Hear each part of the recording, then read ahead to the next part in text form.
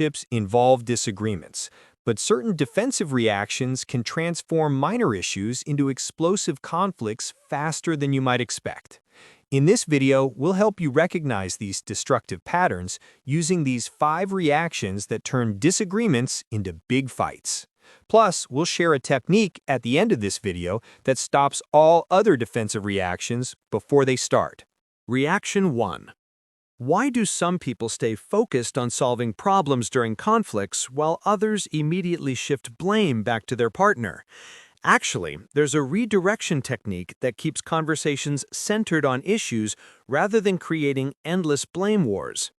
Imagine 2 roommates discussing household responsibilities. The first roommate explains they've been overwhelmed with work and asks for help organizing a cleaning schedule. The second roommate immediately responds, "Well, you never appreciate what I do around here, and you always leave dishes in the sink." This might seem like the second roommate is standing up for themselves and addressing valid concerns.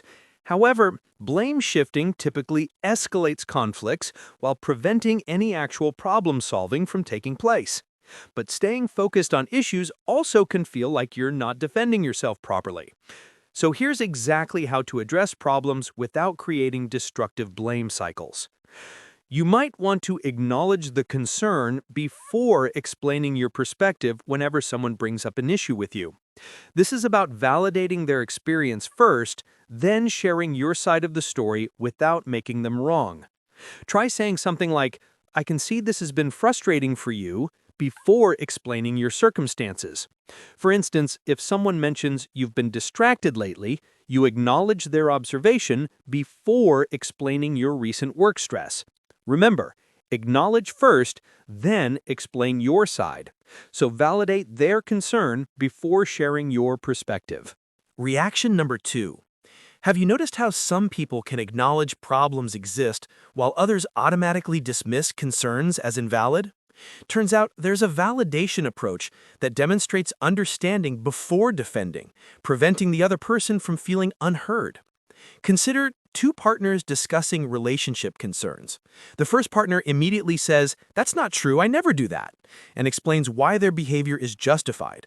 The second partner responds, "I didn't realize this was affecting you," and asks questions to understand their partner's experience better. However, outright denial commonly creates more intense conflict, while acknowledgement usually leads to productive dialogue. But admitting problems exist also can feel like accepting blame for everything. So here's the method to validate concerns without taking inappropriate responsibility. Consider acknowledging their experience as valid even if you disagree with their interpretation whenever someone raises concerns about your behavior. This involves recognizing that their feelings are real without necessarily agreeing that you intended harm. The approach is to say something like, "I can understand why that would be upsetting," before explaining your intentions. Like when your partner feels ignored during conversations, you acknowledge that feeling before explaining you were processing what they said. Remember, their feelings are always valid, even when perspectives differ, so acknowledge their experience while explaining your intentions. Reaction number 3. What makes certain people stay engaged during tough conversations while others completely shut down and withdraw? The truth is, there's a presence method that helps you remain connected without becoming overwhelmed or reactive. Watch what happens when 2 coworkers address project concerns. The first coworker listens to the feedback, asks clarifying questions, and discusses potential solutions together. The second coworker stops making eye contact, gives one-word responses, and eventually walks away from the conversation. You'd probably think the second person is protecting themselves from a difficult situation that might escalate. However, stonewalling usually increases the other person's frustration while leaving problems completely unresolved. But staying present during conflict also can feel emotionally overwhelming and scary. So here's how you can remain engaged during difficult conversations without shutting down completely. Try staying physically and emotionally present even when conversations become uncomfortable, instead of shutting down or leaving the situation entirely. This means maintaining eye contact, continuing to respond verbally, and acknowledging what the other person is saying. Start with taking slow, deep breaths to manage your emotional state while keeping your body language open and engaged. Picture yourself during a tense family discussion. You maintain eye contact and keep responding even when feeling defensive.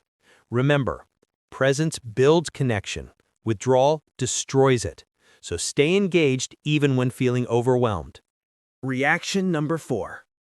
How come certain people take responsibility for their part in conflicts while others immediately position themselves as the wronged party? Well, there's an ownership technique that builds trust instead of creating drama and pushing people away. Picture the situation where two friends discuss a broken commitment.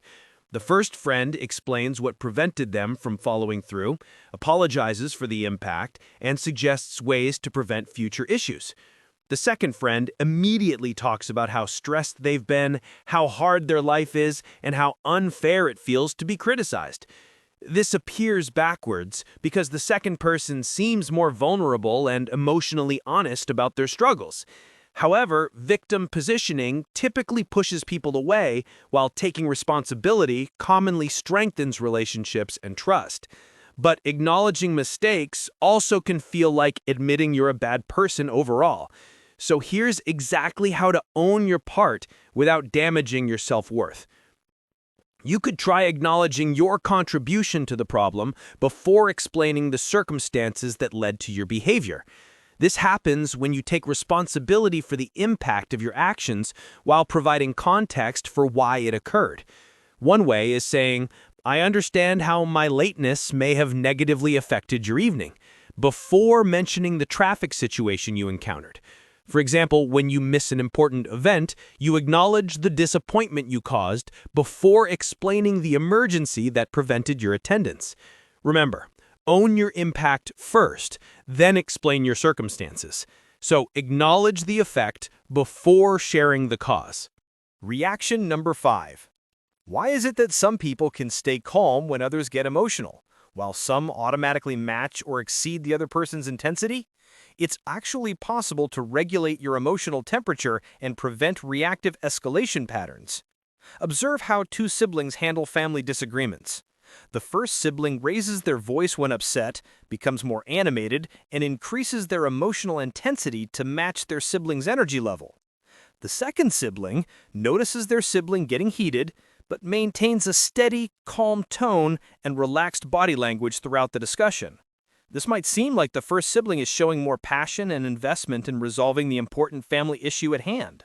However, emotional escalation typically creates explosive conflicts, while emotional regulation commonly prevents situations from spiraling out of control.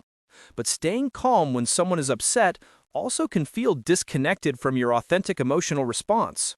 So here's a technique to stay emotionally regulated without appearing cold or uncaring to others. Perhaps try lowering your voice and slowing your movements when the other person's emotions start escalating, instead of matching their intensity level. This works by creating a calming influence that can help de-escalate the entire interaction between you both. Try speaking more quietly, moving more slowly, and taking deliberate pauses before responding to their emotional statements. Say you're discussing finances with your partner and they become frustrated. You intentionally speak softer and pause between your responses. Remember, calm energy is contagious, just like heated energy. So lower your temperature when theirs gets hot. Which defensive reaction do you recognize most in your own conflict patterns? Let us know in the comments below. If you're interested to learn more about building stronger relationships, then be sure to watch our videos to learn more about the power of you. See you there.